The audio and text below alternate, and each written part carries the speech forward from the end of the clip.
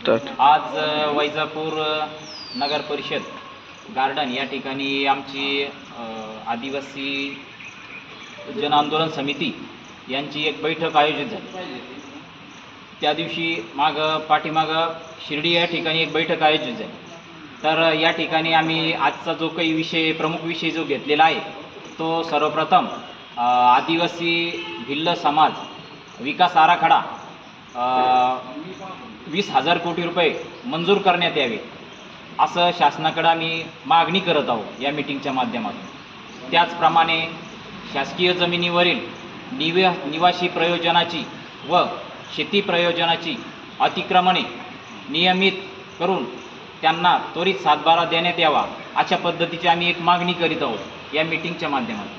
त्याचप्रमाणे तिसरी जी मागणी आहे, भिल्ल प्रदेश हा स्वतंत्र भिल्ल प्रदेश निर्माण करण्यात यावा.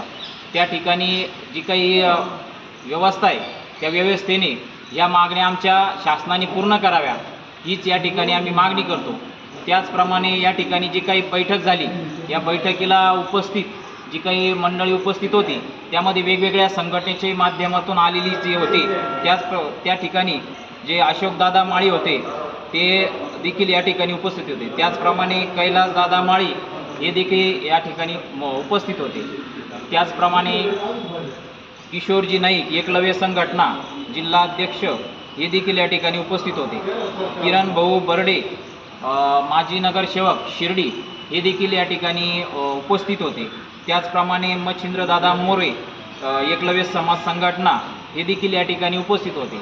सतीश भाऊ पवार वीर एकलव्य संघटना हे देखील या ठिकाणी उपस्थित होते. त्याचप्रमाणे विजय भाऊ पवार एकलव्य प्रतिष्ठान शिर्डी हे देखील या ठिकाणी उपस्थित होते. त्याचप्रमाणे निर्मला इन्स्टिट्यूट सामाजिक संस्थेच्या पदाधिकारी त्या देखील या ठिकाणी उपस्थित होत्या. भागीनाथ दादा मोरे हे देखील या ठिकाणी उपस्थित होते. त्याचप्रमाणे पुंजा हरिजी मोरे सर हे देखील या ठिकाणी उपस्थित होते. किरण भाऊ बर्डे हे देखील या ठिकाणी उपस्थित होते. त्याचप्रमाणे अनिल भाऊ सोनवणे हे देखील या ठिकाणी उपस्थित होते. असे अनेक भरपूर कार्यकर्ते या ठिकाणी उपस्थित होते.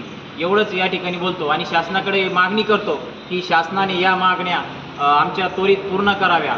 नसता भविष्यात मोठं जन आंदोलन शिर्डीमध्ये या ठिकाणी आम्ही उभं करणार आहोत आणि कुठल्याही आमच्या आदिवासी समाजाला राजकीय लोकांनी गृहीत धरू नये ही देखील या ठिकाणी मी ठासून सांगतो. भविष्यामध्ये हा समाज बदलला आहे आणि भविष्यामध्ये या समाजाला परिवर्तनाची दिशा मिळालेली आहे. परंतु आमची जी काही मागणी आहे ही पूर्ण न झाल्यास याचे याच्यावर पटलावर मोठ्या प्रमाणावर वेगळे विचित्र परिणाम भविष्यात दिसून येणार आहे. याची देखील राजकीय व सर्व व्यवस्थेने नोंद घ्यावी. एवढंच मी या ठिकाणी सांगतो आणि थांबतो. जय भील, जिंदाबाद.